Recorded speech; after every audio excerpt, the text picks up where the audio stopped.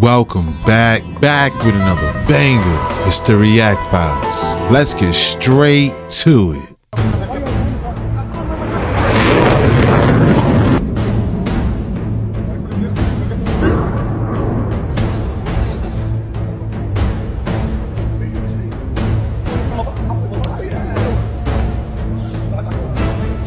Hey, it's Glamham. This is what was going on June 16th, 2025. These are all the military aircraft. I have civilian aircraft switched off. And we can see kind of where they're heading. So I thought, let's see what this picture looked like in 2023.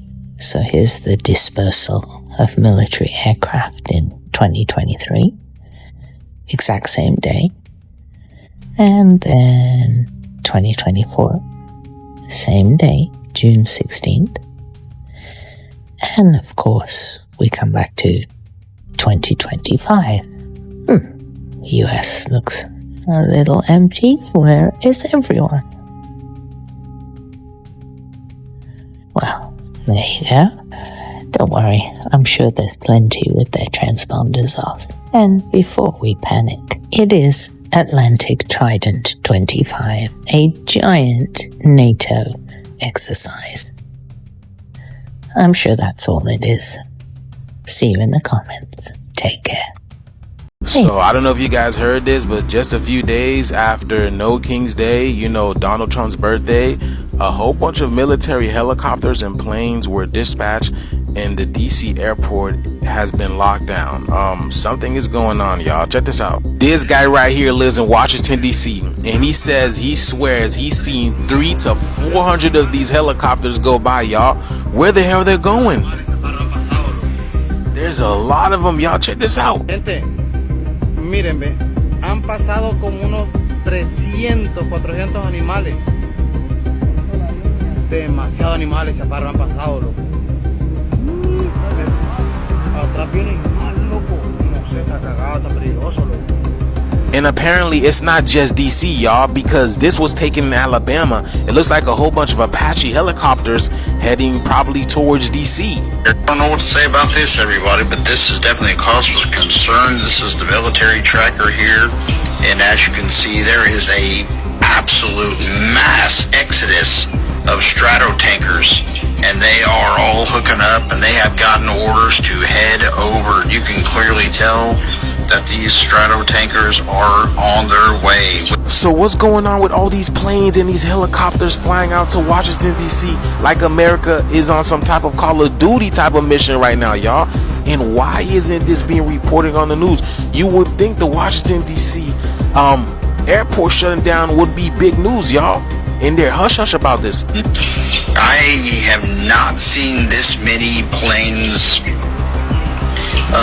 headed, and they are from all over the place. As quick as these people are to do a press release about everything and none of this is getting reported, y'all, something is happening in the background they don't want people to know about. What do you guys think is going on? These times are very interesting. Let me know down in the comments below. Like, follow, and share for more videos like this. The shift is here. Let's continue to get it. Peace in. Just like Glam Ham Radio was talking about. I'm wondering if this is today. Like, is this really happening now? Shout out to Conscious Juice. This may be it for us. Pentagon pizza trackers are going literally insane. Massive pizza parties all across the Pentagon. Trump leaving early to come back to DC to go over this problem.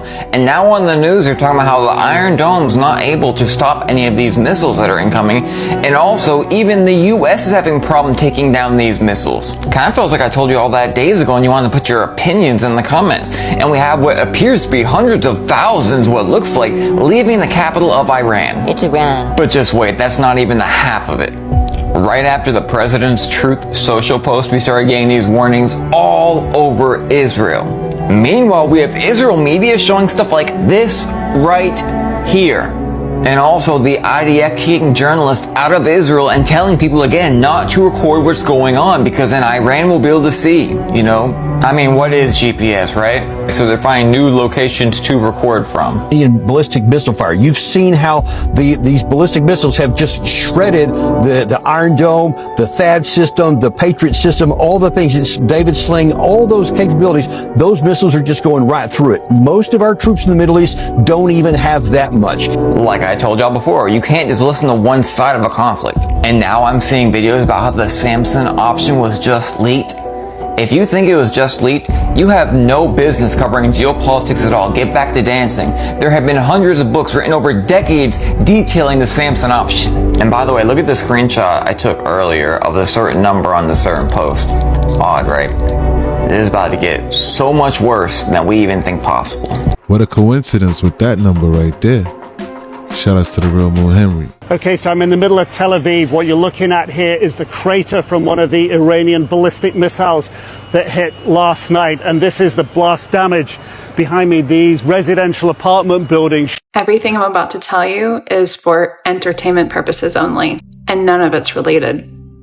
Two Chinese aircraft carriers, the Liaoning and Shandong, have just pushed past the island chain. This is literally the first time ever they've done this. This isn't training. They've positioned themselves in a very strategic manner in the Pacific buffer, as we would call it.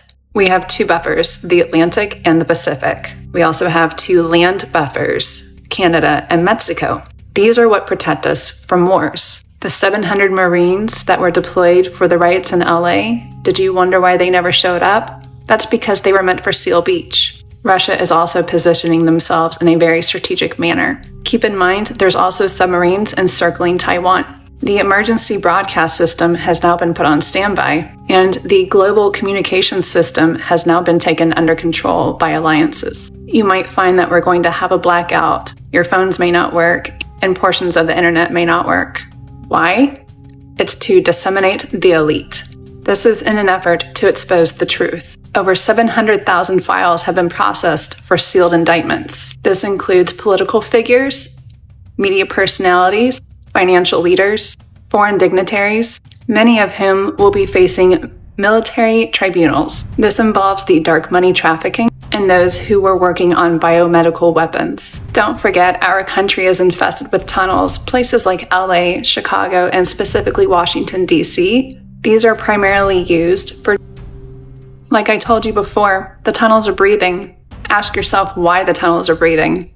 Many agents have been silenced or detained in some way, and now they're trying to turn your attention to civil unrest and digital attacks. And don't forget about the false narratives handed out by the mass media. There are certain militarized events and people being put in place to not only distract you, but to write a new storyline, a false story. This is to distract you from the truth that no one was meant to know. This is not a war against us. This is a war against the illegitimate citizens, the overlords who have operated in dark ways. Oh, I got they ass now. I know they did not just throw the ball in my court. Time to explore.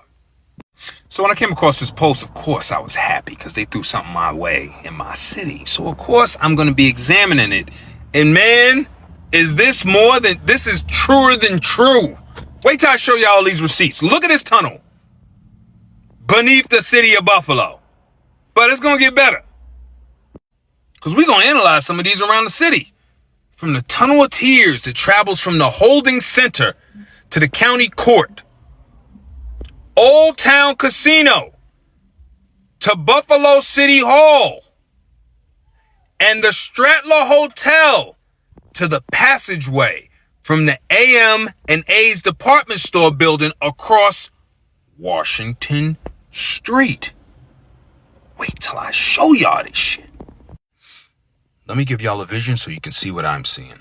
This right here is the Trail of Tears. This is the tunnel that prisoners travel. How do I know? Because one admitted to it. I've been in that tunnel. We shackled feet and hands going to felony county court.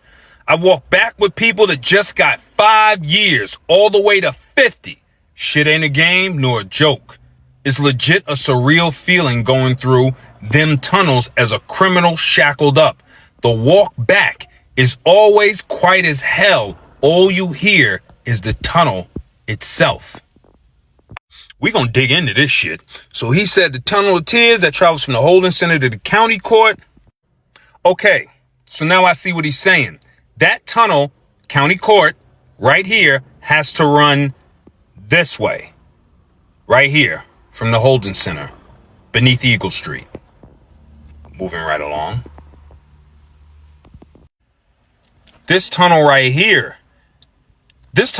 students actually walk through, which is actually crazy because this tunnel is actually a shortcut for students who went to the Buff State University. So if you're a Buff State University student from like the 70s, you might have remembered the tunnel.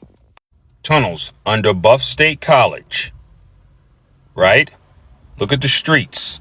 Michigan, Jefferson, Elmwood, Delaware. Remember, tunnels run underneath here.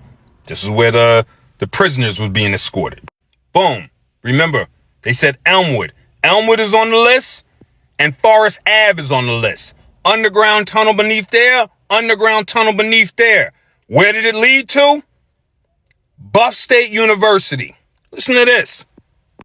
There was a Facebook thread about these a few years ago, and I felt very old because so few people remembered them. I know I used them 70, 74 in inclement weather to get to some classes. Think I'd often access at least part via the Union, going around the quad of buildings and know there were offices for organizations off of them. As I had occasional hours, I'd have to sit in the office for some group. They were damp but scary. People actually took these tunnels as shortcuts so they wouldn't have to be outside in the cold from the university. Boom.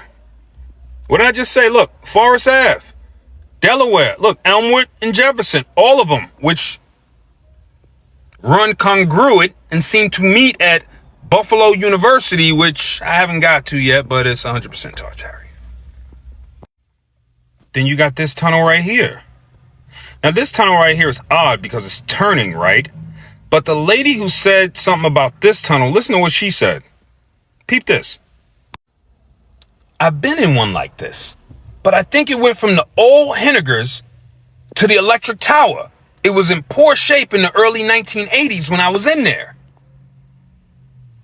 I did a whole series on the electric tower, Tartarian. And then she said the old Hennegers. Let's go take a look, figure this out. That happens to be the old Hennegers. I tell y'all, these things go all the way into the ground with their own tunnel system. They ain't build them. They ain't build that. Then boom, covered the whole electric tower. Y'all remember a waterfall used to come out of here. So this lady is telling the truth. And look at where they're located. Boom. She's telling the truth. Lafayette Court Building is actually formerly the Hennegers Department. That's what it would have been in the 70s. She said, what? I used to take a tunnel from here to the electric tower right here in the corner.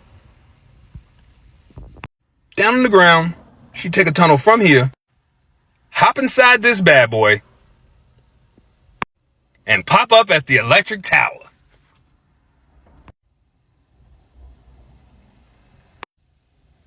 These are all over the city. Notice how they're bricked in. Bricked in. This right here is the creek that runs underneath Buffalo. Let me show you the entrance to that creek. Interesting, isn't it? I wonder who, in the early, late 1800s, before they built the city on top of the city, who designed look at the size of these brick stones. Look at the beautiful, who measured that? They ain't built that shit. Oh, God damn. Always brick, too. This is beneath the city of Buffalo. You know what this entrance is? Let me show you. Actually, I'm not going to show you. I'm going to keep this one a secret. I'm sorry. Gotta save something. Michigan Ave. That's the location for this entrance. I can't say anymore because y'all know me. I got things I gotta do. What are these underneath the city? Like, what is this? This is Central Station. Yeah, I think this is Central Station. No, this is underneath the Statler Hotel basement bathhouses.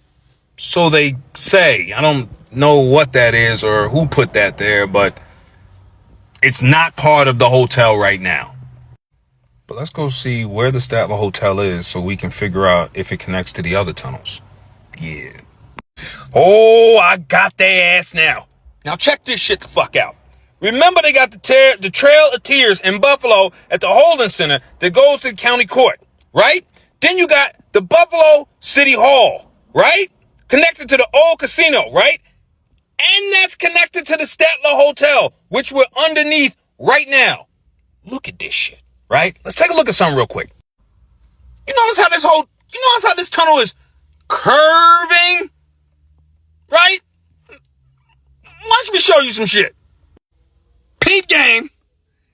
If that's the Statler, then that's City Hall, then that's the Holding Center, then that's the county court. Wouldn't you need a circular tunnel to navigate all of these? A tunnel, something like that? Gotcha, bitch. This is the Buffalo Central Terminal. The one with the trains that come in. Our Central Terminal. This is their catwalk. Buffalo Central Terminal. Beneath Buffalo Central Terminal. So yeah, Buffalo's got a lot of history. A lot of secret tunnels. Some take you back and forth to prison. Some take you back and forth to class. Some take you from the casino to the hotel to the city courthouse. But as y'all already know, when the mind's blind, the eyes can't see. Until now. You walking on the city, baby. Now that was amazing. Shout outs to Piper Miller. Shout outs to Buffalo. Yeah, we hear about these tunnels being underground all the time, but to actually see it and have it correspond with the actual map is mind-blowing. And I'm happy that people in the comments were posting on the videos. That prison walk sound trippy. Oil prices have skyrocketed since the conflict in the Middle East started last week. This is because 20% of the world's oil passes through the Persian Gulf. We're talking 20 million barrels per day. And so when this transportation gets disrupted or there is a threat of it being disrupted, the price goes way up. It's almost as if you could bet on this happening. Oh wait, our US politicians did. That's right. As soon as President Trump gave Iran 60 days to make a deal, our US politicians were buying oil stocks. And this is page 1 of 74. Of course, since then, Chevron is up, ExxonMobil is up, Valero is up, and so is every other oil company. These politicians are on both sides of the aisle and have also conveniently tweeted in support of this conflict. It just makes you wonder even more if everything in this world is just about making money. And who are we electing into these positions? As always, I want to hear what you think about all of this down below. All I'm hoping is that the prices don't go up at the pump. Shout out to WFF News. R. Kelly has OD'd in prison and they just rushed him to the hospital. So I don't know if you heard, but over the last few weeks, his lawyer has been saying that someone in the prison wants him gone and that they've been trying to do everything in their power to get this man R. Kelly out. Because you know he's serving a 30-year sentence. And he's only been in there since 2022. They even started calling up Trump so he could try to get a pardon. So they said leading up to his OD, R. Kelly was placed in solitary confinement on June 10th against his will. And shortly after that, that's when his team filed an emergency motion last week. In that motion, Kelly team claimed that 3 Bureau of Prison officials devised a plot to have him by another inmate. Then in the early morning of June 13, according to the filings, R. Kelly woke up faint and dizzy. So R. Kelly claimed he started seeing black dots in his vision. That's when panic set on. He said he tried to get up, but he quickly fell down. And that's when he started crawling to the door, and then he suddenly lost consciousness.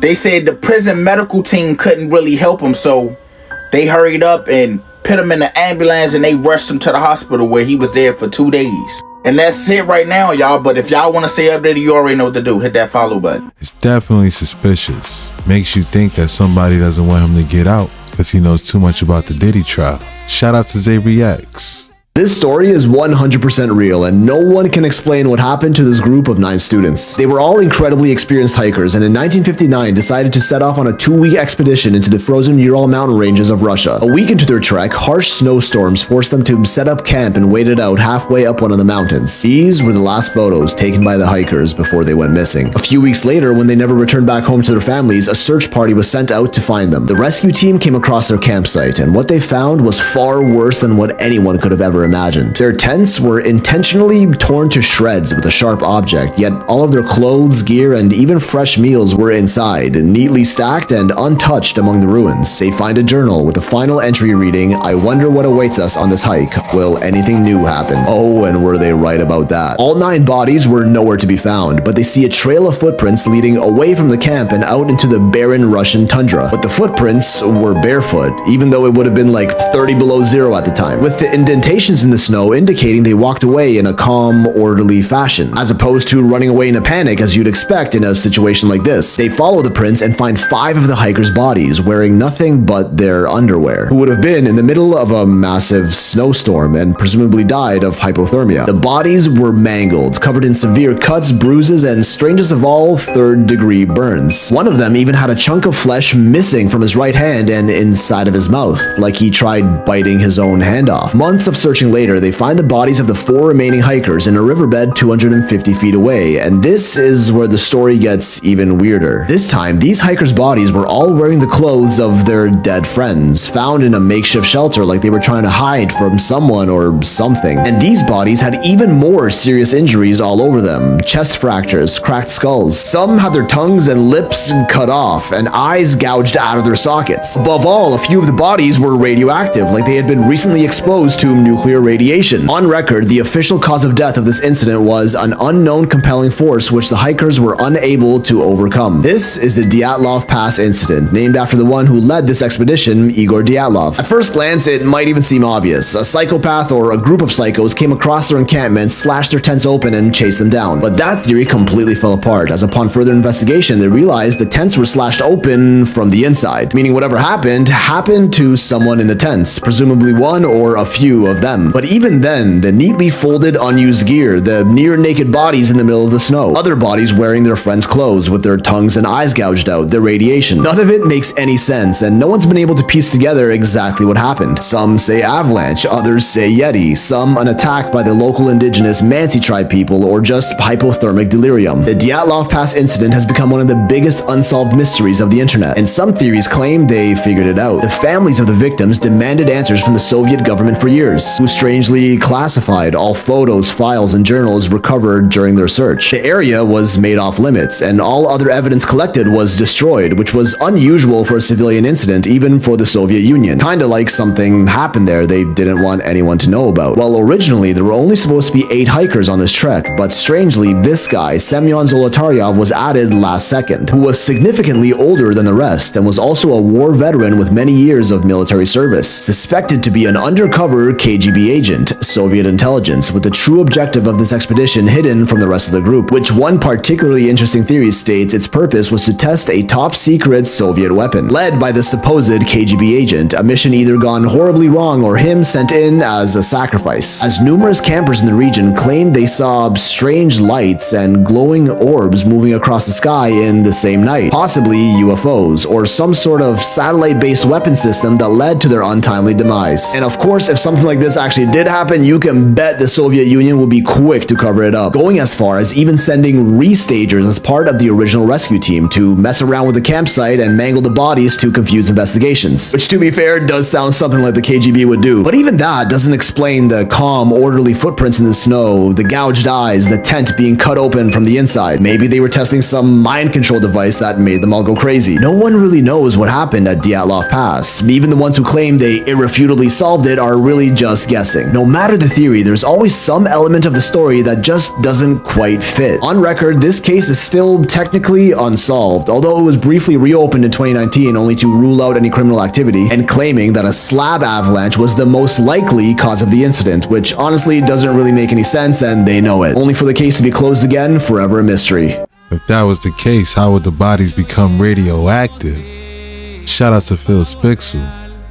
That's crazy. Holy shit, guys, breaking news. We have got a massive volcano erupting right now. And like the visuals of this thing looks like a freaking atomic bomb has gone off. Mount Lawatabi in Indonesia is spewing ash as high as 33,000 feet. That's like the height commercial planes fly. And not only does it look insane, it's also dangerous because authorities have now raised the alert level to the highest and most dangerous level possible. Now, this is the same volcano that erupted last year and ended up killing 9 people and evacuated thousands from their homes. Hopefully it doesn't rain, because if it does, that's the potential of lava flowing out and things get really serious, but I'll keep you guys updated. Shout out to Dylan Page. That looks both cool and dangerous. Nature is totally done with us. In 2024, Boeing whistleblower Sam Solipur testified before U.S. Congress regarding the safety of Boeing's 777 and 787 aircraft. My name is Sam Solipur and I'm a quality engineer at the Boeing. I have over 40 years of experience as an engineer. I do not want to see 787 or 777 crash. I have serious concerns about the safety of the 787 and 777 aircraft. I came to the United States in 1973 and got a mechanical engineering degree from University of Missouri. After that, I worked for companies that they were involved in the space shuttle.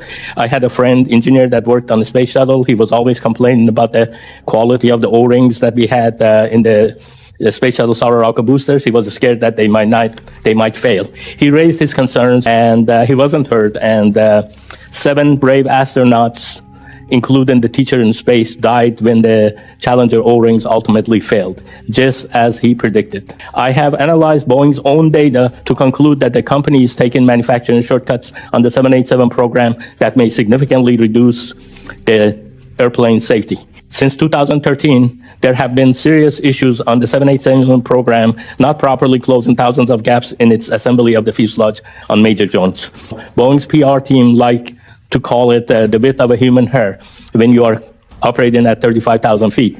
Details are that the size of a human hair can be a matter of a life and death. In a rush to address its bottlenecks in production, Boeing hit problems pushing pieces together with excessive force to make them appear that the gaps don't exist. Effectively, they are putting out defective airplanes. I repeatedly produced reports for my supervisors and Boeing management not being properly measured or shimmed in 2 major joints of the 787. From the 29 inspected airplane data, I found gaps exceeding the specification that were not properly addressed 98.7% of the time. I want to repeat that. 98.7% of the time, the gaps that they were supposed to be shimmed, they were not shimmed. I want to make clear that I have raised these issues over 3 years. I was ignored. I was told not to create delays. I was told, frankly, to shut up. At one point, Boeing management got sick of me and raising these issues and moved me out of the 787 program into the 777 program. Again, I found that Boeing started a new process to build the airplane without taking into the consideration of the design of the airplane and how the airplane was designed. As a result, I witnessed severe misalignment when the planes were assembled. Boeing manufacturing used unmeasured and unlimited amount of force to correct the misalignment. And this also weakens the airplane in the long run. I literally saw people jumping on the pieces of the airplane to get them to align. Again, I raised concerns internally. I was sidelined. I was told to shut up. I received physical threats. My boss said, I would have killed someone who said what you said. I would have killed someone who said what you said. And that's a wrap. Hope you enjoyed tonight's rabbit hole. If you like this video, why don't you check this one right here? Shout out to all the reactors and subscribers. Don't forget to like and subscribe. Thanks again. Till next time.